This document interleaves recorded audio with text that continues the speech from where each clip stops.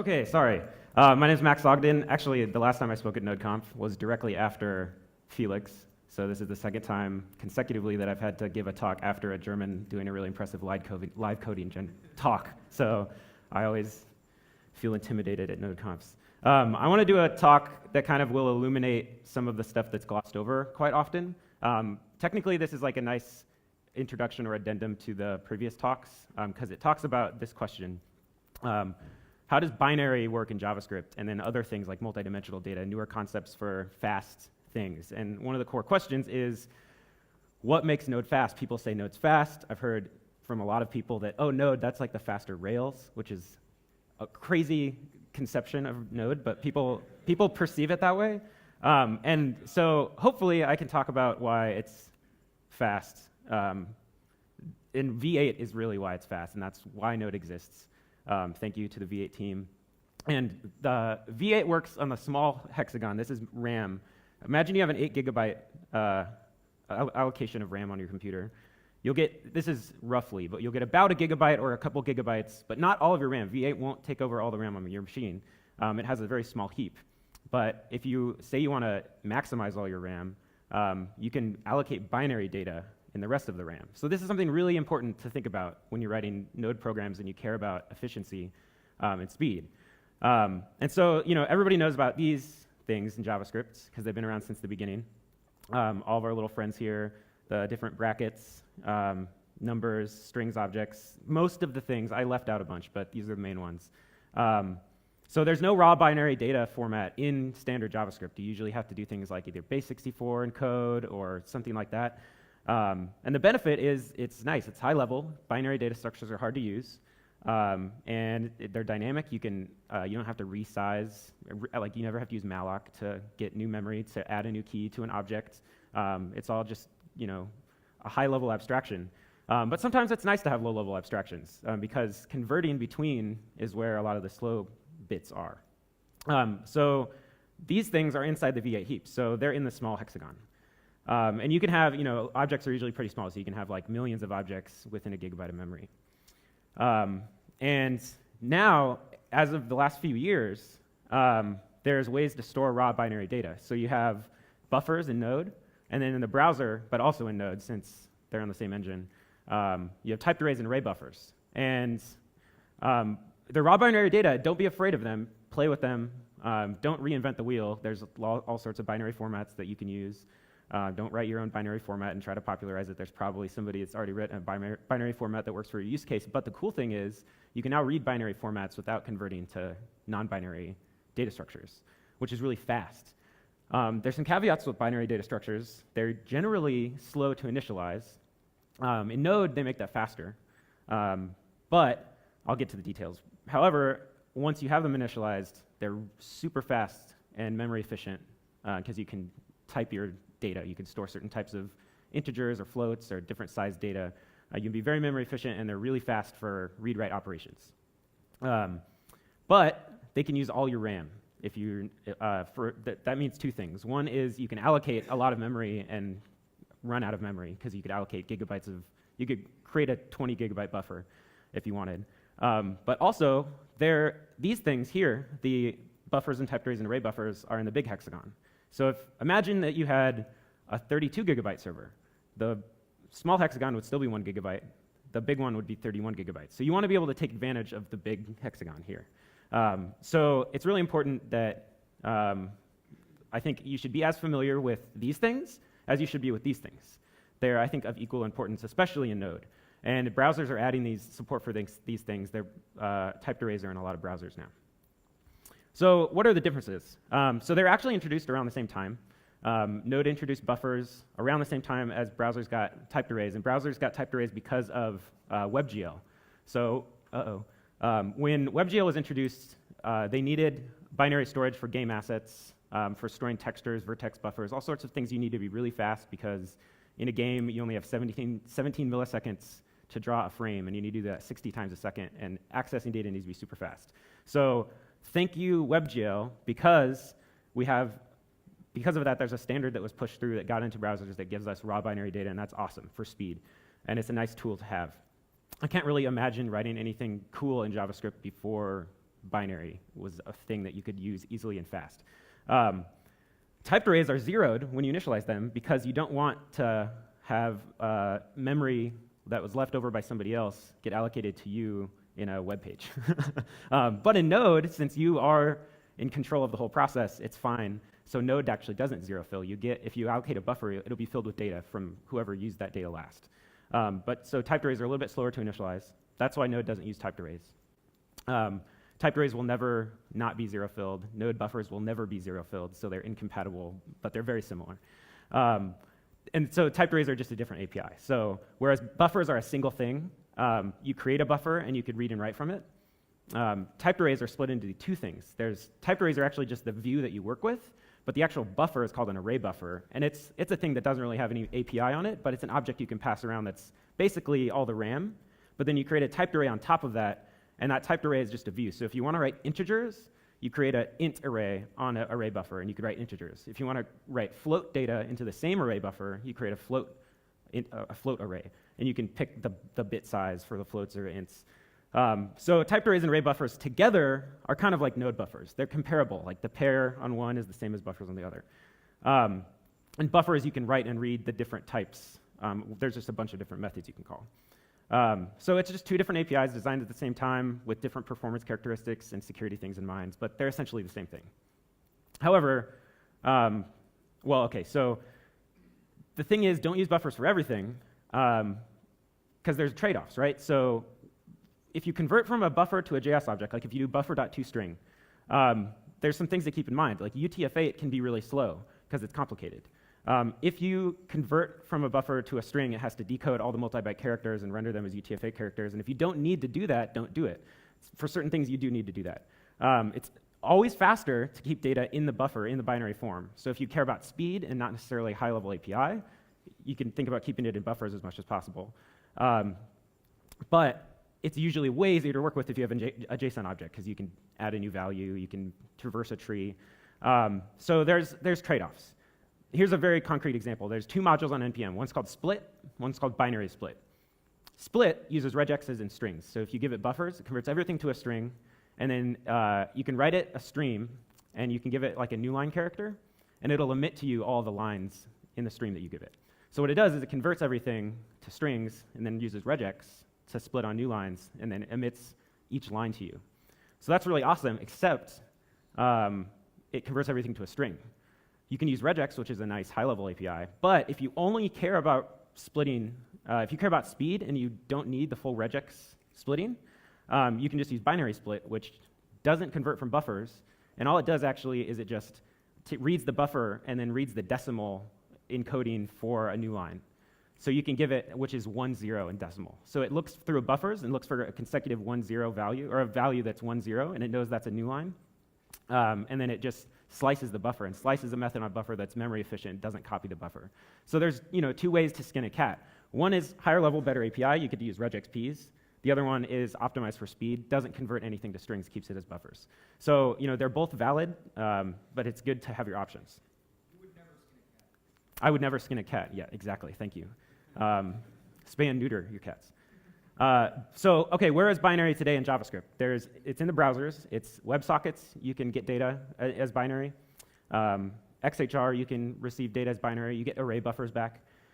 File readers, you can read a file, like you drag and drop a file, you can get a binary object. The nice thing about all of these is that they're super fast. All they do is they read the file from the OS and create a buffer, or sometimes stream of buffers or whatever. So the nice thing is that you have the option now. Before, you could only get XHR as a string response, but now you can get binary. You don't have to like base64 encode, which is slow. Web audio is really awesome because you need binary data for most audio things, and video, like WebRTC, uses binary for its video, but soon you'll be able to do arbitrary binary data streams peer-to-peer. So you could drop a file on your browser, send it peer-to-peer binary to another browser without converting it into something like base64 or message pack. There's also binary in Node. For instance, like if you create an HTTP server and you send, even if you're sending like a text body, Node will parse it as a buffer. It doesn't convert it to string. If you want to convert it to string, you can, but Node doesn't do that because it's slow. the default for Node is to be as fast as possible. Also with FS, the nice thing about Node is that it gives you buffers for everything. Once you learn about buffers and streams, you can work with I/O data from anywhere. So in Node core, everything is actually a buffer. Because why would Node convert something to a string if they didn't? Because it can never know if you want it as a string. But you can always just call toString if you want to take on the cost of converting all the UTF-8 characters, et cetera. Crypto works with buffers. You could also JSON parse buffers, which is really nice. So you don't have to parse a JSON string. You can parse a buffer version, a binary encoding of a JSON string, and it's a little more efficient. However, because they're two different APIs, and this is really difficult because only recently, like in the last talk, you saw using the same module on the client and the server, such an incredibly powerful pattern. Being able to have a proper package manager, and by proper I mean something where you can actually not have dependency hell, being able to have that on the browser is really important. However, unfortunately, we have, because of this different priorities, we have two different binary implementations that are incompatible. So you can't actually implement buffer semantics in Node on top of array buffers and typed arrays because they're just fundamentally different in a few key ways. You can implement buffers on top of the JS object prototype, but then they're not backed by an actual binary store. So it's really slow. So you can have compatibility, but you can't have speed. So to have compatibility and speed, you have to use this module, which is called bops, which is written by this guy, Chris Dickinson, who is working on the JS Git project to implement all of Git in pure JavaScript, so you can clone repos into your browser without any C++ code or anything.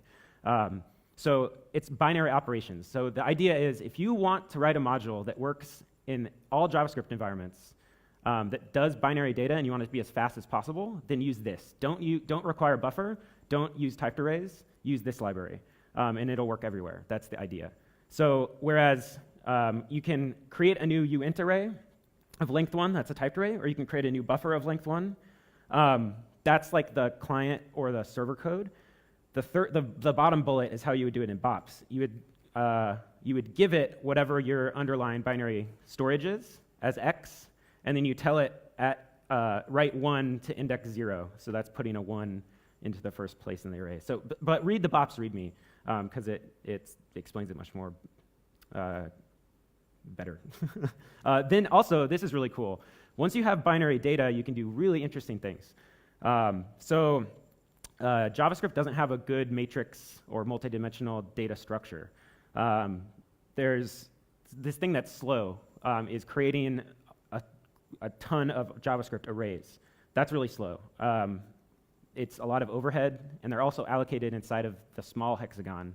So you can't do things like, if you wanted to load an entire PNG into a two-dimensional array, and you needed, imagine it's 1 million pixels, you have to create 1 million arrays, or something like that. Or you'd have to get really tricky with your memory usage to not blow up V8. But if you want to put them in the big hexagon, you can virtualize an n-dimensional array on top of a typed array or any binary structure. So it works on buffers, it works on typed arrays. This library called ndarray means n-dimensional array. You can represent something like a table, like an Excel spreadsheet, in an array, which is a one-dimensional thing. But it's also n-dimensional, which means you can get crazier and crazier. You can pick your dimension that you want, and it will attempt to optimize it. It's written by this guy, Mykola Lysenko. I highly, highly recommend you read the README on this. It's just ndarray on NPM. He is a math PhD, and he works in computational geometry. And one of his goals is to take everything, like in the linear algebra world and a lot of math, they still use Fortran because Fortran has all the best math that was written by geniuses that nobody wants to touch. This guy's trying to write it all in JavaScript. And JavaScript, it turns out, is among the top languages for speed of pure math. But the one thing it's lacking in is matrix math. So he's been working on a lot of things to kind of bridge the gap for applications like scientific computing or numeric JavaScript. So you can require ndarray, and you can give it a typed array, and then it gives you a thing that's a nice high-level API that's like you're working with a table of data, but under the hood, it's just working with a big buffer. Really, really cool module, and there's some really cool demos. So has anybody ever 3D printed anything ever before or seen a 3D printer? So that's an n-dimensional data structure. It's three-dimensional. So an Excel spreadsheet is 2 dimensions, and a 3D print is a 3-dimensional data structure. So if you make a 3-dimensional ndarray, such as in this demo, well, I have this Mario here, and this was designed by an app I made by a kid who he said he spent 3 hours designing this Mario in this little voxel painter that I made.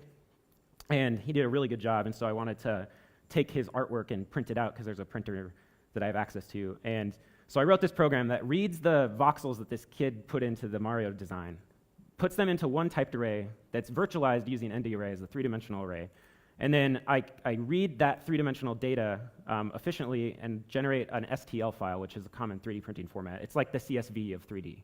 And then what you get, the other cool thing is once you have it in a three-dimensional structure, you have a really nice API. So this guy, Makola, he's the math PhD, he wrote a thing that smooths voxels. So if you view smooth, well, my demo is not working because the screen resized or something, but I have it loaded into the MakerBot software. This is for 3D printing. These were generated by this web page in pure JavaScript. So this is the original version where I read through the ndarray and I create a 3D model. But operating on the ndarray, he applied this thing called surface nets, or also there's another method, marching cubes. And these are actually developed for brain scans because fMRIs, they take a voxel volume of your brain. So they can measure the density of your brain and you get a point cloud. Voxels are basically just a point cloud. So if you can't look at a bunch of dots, you want to see a surface. So there's these surface reconstruction algorithms. And if you have data in 3D, you can apply surface reconstruction algorithms from obscure scientific white papers. For my use case, I'm smoothing Mario to make him look less blocky. So thanks, science. But you can, really cool stuff, and you can require these modules now because this guy's putting all his computational geometry stuff on NPM. And I 3D printed one of these, and they turn out really awesome. So there's also this demo I did, which is just a little STL viewer. And so this is just like putting 3D noise, smooth noise functions. It's used like in Minecraft to generate the terrain. This is generating 2 different regions of smooth noise that are actually continuous. And then rendering them, it's kind of like rendering a Minecraft level as a STL. So this is just a little STL file viewer. And you can zoom out of it. And so I just have this like cube region. This is an ndarray visualized essentially as voxels. And so it's really fun to play with these things because thinking in 3D in JavaScript is a new concept and it's really fun to mess around with. And then this guy, Hugh Kennedy, I think the mouse is going a little bit crazy. He worked on this game for the last, there's like 48-hour game building competitions called Ludum Dare. And he built this, which is a continuous ndarray. So when it comes off the screen, it only allocates enough of the level to show you on the screen efficiently. Kind of like Google Maps doesn't render the whole world, it only renders what you're looking at. And this is a little game that he wrote using ndarrays that, it's a 2D ndarray using a noise generator function that it can request more noise in tiles as you go down. So you can fall through this world and shoot the bad guys forever. It's like an infinite loading world, and the code is only like that long for the whole world generation stuff because ndarrays are nice to work with. So the implications of this stuff are in Node. Like the reason that Node doesn't convert everything to string is because it wants to be fast. But also binary, it's really important to think about streaming when you're talking about binary because there's certain formats that are streaming and certain ones that aren't.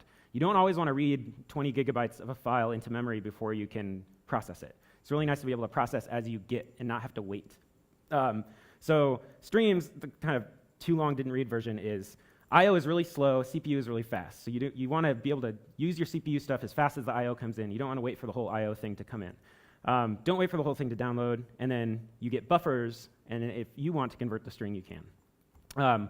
This is actually an infographic based on a thing that the guy that wrote LevelDB gave as a presentation. It's numbers that every programmer should know. So 4 columns, and it's basically powers or orders of magnitude.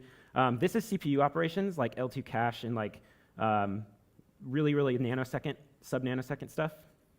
All of these operations here are one blue dot. The blue dot is RAM. So CPU and then RAM. So RAM is slower than CPU, but it's still pretty fast. All of these RAM operations are 10 microseconds, one of the green ones. The green ones is roughly network and SSD reads. And then these ones are like network. All of these red ones are a round-trip packet to the Netherlands from California. So this is really fast over here, the black dots. The red dots are really slow. So if you're reading a file over the network, you have 4 orders of magnitude roughly. I'm totally rounding up a lot, but you have a lot of time to process the data. The data comes in, and you process it, and then you wait around for like a year. Then the next chunk comes in, you process it, you wait around for a year. This is why Node is so fast, is it can process things when they come in and wait for slow I/O. If I/O is really fast, Node would probably not be that fast. Luckily, we live in a world where I/O is slow. So, for instance, if you request a 9 gigabyte or 9 billion gigabyte gzipped file, that's some big data. That's like all of Google plus Facebook. And you pipe that into Node's zlib library, which is in Node Core, and you create a gunzip stream.